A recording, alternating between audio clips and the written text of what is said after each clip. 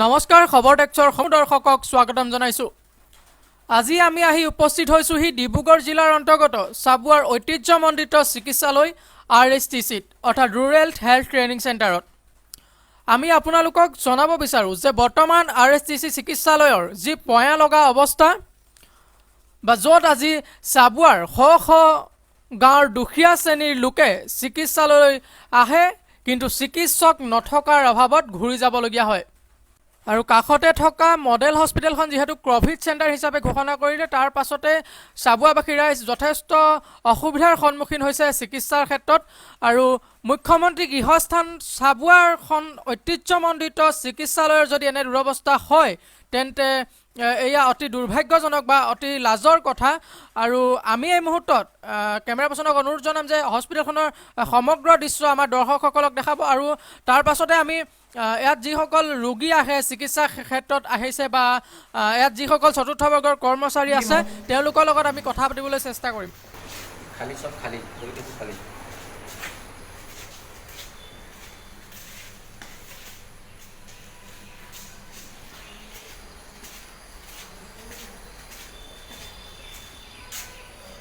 নাই আহা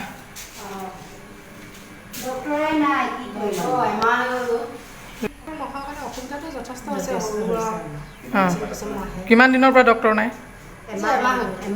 এমাহ হৈ গ'ল। এপইণ্ট কৰা নাই নে ডক্টৰ নাহো বুলি নাহে? প্ৰমোশ্যন হৈ গ'ল। ইয়াত নিযুক্তি দিয়া নাই?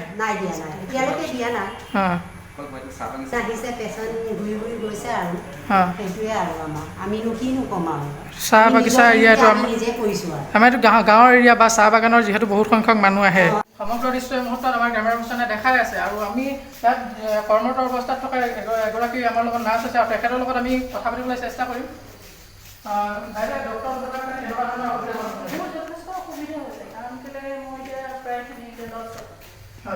টিবি পেচেণ্টবিলাক এতিয়া হেৰিয়াৰ পৰা ৰেফাৰ কৰি আনে, মেডিকেলৰ পৰা ৰেফাৰ কৰি আমি দিব পাৰোঁ ট্ৰিটমেণ্ট, কিন্তু মিছনৰ পৰা যিখিনি ট্ৰিটমেণ্ট পঠিয়াই তেওঁলোকে লিখি নপঠিওৱাৰ কাৰণে আমি এতিয়া বেলেগলৈ পঠিয়াবলগীয়া হয়।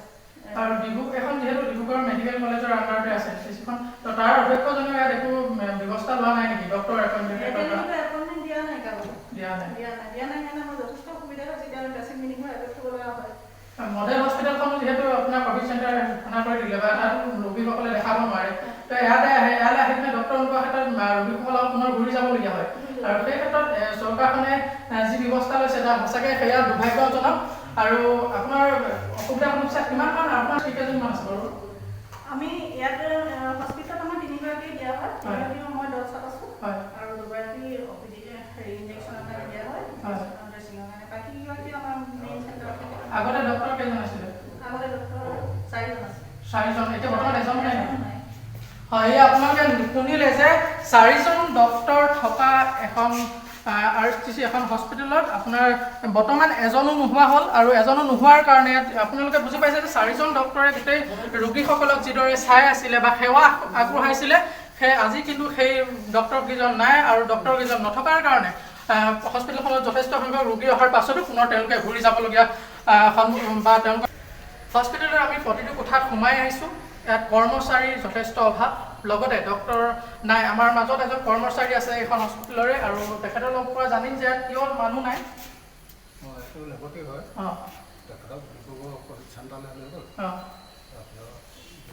ইয়াত বেলেগ মানুহ দিয়া নাই নেকি? নাই দিয়া। এয়াই আমাৰ চিকিৎসাৰ ব্যৱস্থাৰ চিকিৎসা যি সেৱা বা চৰকাৰৰ যি হেমাহিৰ ফলত যথেষ্ট সংখ্যক ৰোগী আজিও এনেদৰে থাকিবলগীয়া হৈছে বা এনেদৰে আকৌ পুনৰ ঘূৰি যাবলগীয়া হৈছে। আৰু কেমেৰা পাৰ্চনে এই মুহূৰ্তত হস্পিটেলৰ সমগ্ৰ দৃশ্য আপোনালোকক দেখাই আছে।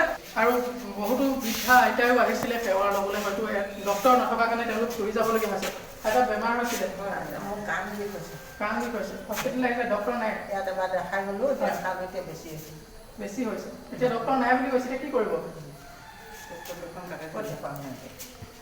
হয়, এই আপোনালোকে সুধিছে ভুক্তভোগী বা ৰোগীসকলৰ যি অৱস্থা সন্মুখীন হৈছে বৰ্তমান ইয়াত ডক্টৰ নথকাৰ কাৰণে। আগত আছে এই মুহূৰ্তত চাবুৱা আঞ্চলিকৰ অসম জাতীয়তাবাদী যুৱ ছাত্ৰ পৰিষদৰ সাধাৰণ সম্পাদক ৰাজীৱ দাস আৰু দল সংগঠনসমূহেও ইয়াৰ প্ৰতিবাদ যেহেতু কৰিছে, আৰু তেওঁলোকৰ পৰা আমি এই মুহূৰ্তত মন্তব্য তেখেতৰ পৰা জানিবলৈ চেষ্টা কৰিম।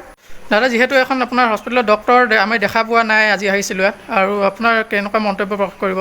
চাওক এইটো খুব নিশ্চয়কৈ বৰ এটা গুৰুত্বপূৰ্ণ বিষয় আৰু এইটো বিষয় এনেকুৱা ধৰণৰ কথা যিহেতু আমাৰ চাবুৱাৰ আটাইতকৈ ঐতিহ্যমণ্ডিত এখন চিকিৎসালয় যাক আমি ৰুৰেল হেল্থ ট্ৰেইনিং চেণ্টাৰ বুলি কওঁ য'ত মানে কি হয় আমাৰ চাবুৱাৰ প্ৰায় 100-200খন গাঁৱৰ প্ৰায় দৰিদ্ৰ সীমাৰেখাৰ তলৰ লোকসকল এই RSTC চিকিৎসা গ্ৰহণ কৰিবৰ কাৰণে আহে কিন্তু আমি বিগত দিনত দেখিবলৈ পাইছোঁ আজি কিছু মাহৰ পৰা যে ইয়াত কোনো ডক্টৰৰ চিকিৎসা আগবঢ়োৱা নাই কাৰণ ডক্টৰে চিকিৎসা আগবঢ়োৱা নোৱাৰাটো খুব এটা দুৰ্ভাগ্যজনক কথা কিয়নো যেহেতু এইখন আমাৰ মুখ্যমন্ত্ৰী গৃহ জন্মস্থান গতিকে এই জন্মস্থানত যদি এনেকুৱা ধৰণৰ মানে কাণ্ড হয় ডক্টৰ নথকাৰ নিচিনা যদি দুৰ্ভাগ্যজনক কাণ্ড হয় ইয়াতকৈ দুৰ্ভাগ্যজনক কথা একো নাই বুলি আমি অসম জাতীয়তাবাদী যুৱ ছাত্ৰ পৰিষদ চাবুৱা আঞ্চলিক সমিতিয়ে ক'ব খুজিছোঁ আৰু আমি ধিক্কাৰ জনাইছোঁ গৰিহণা জনাইছোঁ আমাৰ অসম চৰকাৰৰ স্বাস্থ্য বিভাগটো কিয়নো তেওঁলোকে ক'ভিডৰ নামত ক'ভিডৰ যি প্ৰাদুৰ্ভাৱ এই প্ৰাদুৰ্ভাৱৰ সুবিধা গ্ৰহণ কৰি তেওঁলোকে বিভিন্ন গ্ৰাম্য অঞ্চলৰ ডক্টৰবিলাকক তেওঁলোকে বিভিন্ন স্থানলৈ